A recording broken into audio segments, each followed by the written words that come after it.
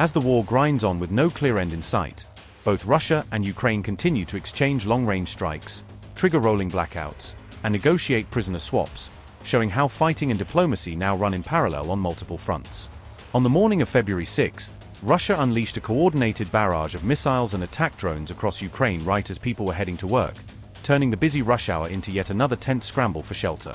Air raid sirens wailed across the country after alerts were issued shortly before 9 a.m. in Kyiv, forcing commuters, school children, and office workers to hurry into basements and shelters as the scale of the incoming attack became clear.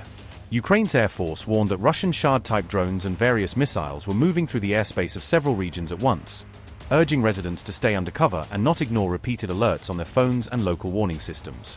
Russian drones were tracked over Poltava, Cherkasy, Kirovohrad, Dnipropetrovsk, Zaporizhzhia, Sumy, and Kherson oblasts, illustrating how wide-ranging the strike package was and how few parts of the country remain untouched by aerial threats. Ukrainian monitors also detected Russian MiG-31 jets in the skies, aircraft capable of firing Kinzhal hypersonic missiles, raising fears that some of the launches could involve ultra-fast weapons designed to give almost no reaction time to defenders. During the onslaught, high-speed missiles were reported heading in the direction of Kremenchuk in Poltava Oblast, prompting local authorities to reinforce warnings as residents braced for potential impacts on critical infrastructure or industrial facilities. Russia also deployed guided aerial bombs against targets in Zaporizhzhia Oblast the same morning, adding another layer to the attack and underscoring how frontline and rear areas alike remain exposed to different types of precision munitions.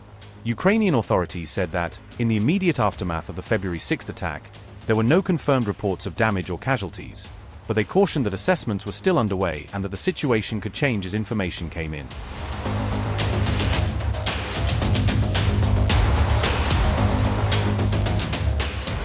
Ukraine's military command announced on February 5th that its forces had carried out January strikes on Russia's Kapustin test range, a key site linked to preparations and launches for the Oreshnik intermediate-range ballistic missile system.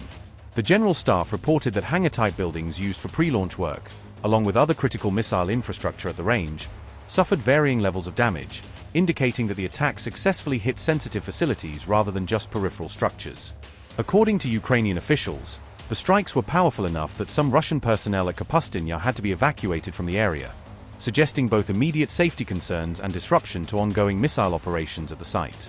The Oreshnik is described as an intermediate-range ballistic missile derived from or closely related to Russia's RS-26 Rubez program, combining long range with multiple independently targetable warheads and giving Moscow a modernized strategic strike option.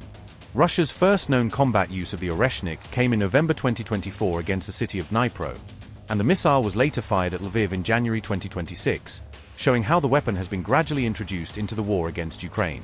British intelligence assessments cited by analysts say Moscow highly likely has only a small stockpile of Oreshnik missiles, meaning each launch is a significant event and attacks on related infrastructure can have outsized strategic impact. Ukraine stated that it employed domestically produced FP-5 Flamingo long-range cruise missiles for the Kapustin operation, underscoring how Kyiv is increasingly relying on its own strike systems to hit deep targets inside Russia. The Flamingo missile is claimed by Ukrainian and defense industry sources to have a range of up to 3,000 kilometers and the ability to carry a warhead of around 1,000 kilograms, giving it the reach and destructive power to threaten distant, heavily defended strategic sites.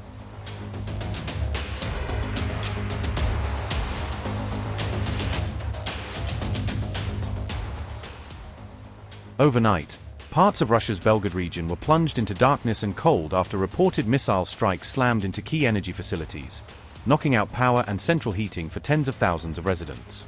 Local telegram channels described explosions hitting the Frunzenskaya substation in the village of Dragunsko and a nearby thermal power plant, suggesting the attack was carefully aimed at the backbone of the area's electricity and heating network.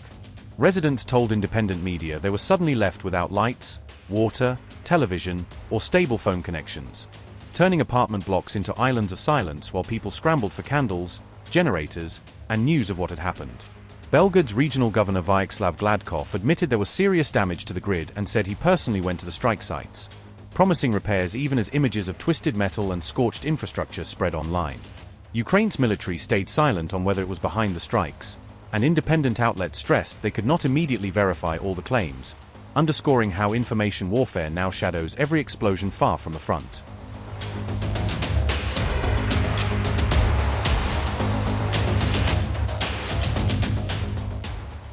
After months of deadlock, Russia and Ukraine finally carried out a major prisoner exchange, each side releasing 157 people in a carefully choreographed swap that momentarily cut through the bitterness of nearly 4 years of war.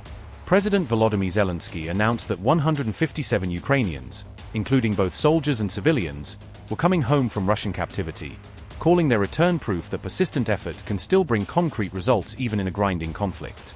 Among those freed were defenders of Mariupol, as well as troops captured on various fronts across the east and south, each one carrying a different chapter of the war etched into their faces and their stories. One of the released prisoners was a National Guard soldier seized by Russian forces at the Chernobyl nuclear plant in the first days of the invasion, symbolizing how far the front lines once stretched and how long some captives have been held. The youngest of the defenders to walk free is now 23, but he was only 19 when he was captured during the desperate battle for Mariupol, meaning almost his entire adult life so far has been spent behind bars in enemy hands. U.S. Special Envoy Steve Witkoff explained that the exchange was the product of detailed trilateral talks in Abu Dhabi, where American, Ukrainian, and Russian representatives spent days hashing out the conditions for a deal. The United States and the United Arab Emirates acted as key mediators, helping broker what became the first large-scale swap in months, at a time when most channels between Moscow and Kyiv have either narrowed or completely broken down. Witkoff said this exchange proved that sustained, quiet diplomacy can still deliver tangible results, suggesting that even limited agreements like prisoner swaps can build confidence for broader talks later on. Zelensky noted that more trilateral peace meetings are already planned following the Abu Dhabi round, hinting that these exchanges may be just the first step in a longer, fragile process aimed at pulling the war back from the brink.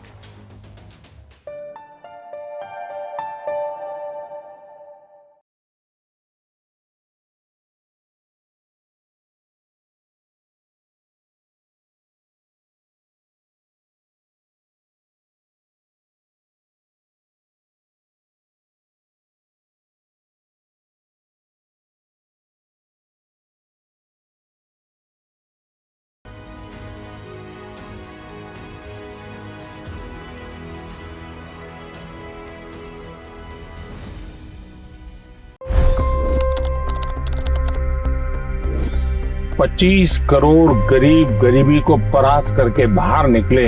For the good of our nation, let's work together and let's truly make America great again. The fastest news breaks. Requested PM saying that look, you will have to speak to Putin and to Zelensky. The biggest news makers. The relationship with India is probably the most important bilateral relationship the U.S. will have for the rest of this century. The capital delivered quite an election result today. Expert analysis. The million-dollar question today is how to stop this dance of death. Ground reports. I'm standing at the crossroad of the Kumbh Mela. Behind me are more than 100 entry guards. Long-form interviews. Exclusionary politics is reflected in Manipur case as well. You don't bother because this is a small state. Deep dive into burning issues. It's often said DRC could be the richest country in the whole world. It's because of what sits underneath. Why exactly did the US topple the Sheikh Hasina government? HT videos. We don't just break news, we break it down.